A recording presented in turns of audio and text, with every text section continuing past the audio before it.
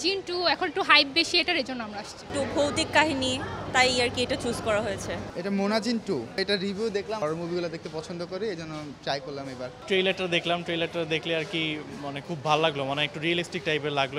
সবার কাছে positive review পাই তখন মুভিটা দেখার ইন্টারেস্ট জাগে আর কি। বাংলা সিনেমা তেমন দেখা হয় না, দ্যাটস ওয়াই জিন 2 একটু হরর টাইপের আছে এজন্য দেখতে আসছি। জিন 2 এখন একটু হাইপ বেশি এটার এজন্য। সবাই বলছে যে এটাই দেখবে, একটু ভৌতিক কাহিনী, তাই আর কি এটা চুজ করা হয়েছে। যেখানে একটু মানে রহস্যময় টাইপের কিছু যে সিন থাকে, থ্রিলার টাইপের, এমন সিনেমাগুলো আর কি বেশ জনপ্রিয় হয়েছে, প্লাস সবার কাছেই ভালো লাগার চান্স আছে।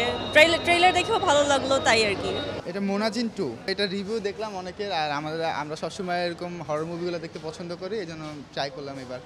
বাংলাদেশের প্রথম হরর মুভি, অনেকের থেকে ভালো রিভিউ পেয়েছি, এজন্য ট্রাই করছি যে দেখি।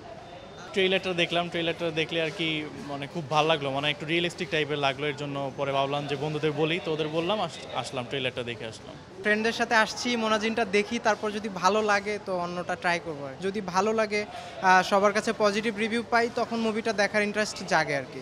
জিনটা একটু ভৌতিক টাইপের, বাচ্চারা একটু হরর টাইপের পছন্দ করে, এটা দেখার উদ্দেশ্যটা এটাই আর কি। একটু ভৌতিক টাইপের একটু ভালো লাগবে সবার কাছে, এই জন্যই। না, ভৌতিকও দেখি, আর ঈদে আজকে কাটছি, জিন 2 কালকেও কাটছি।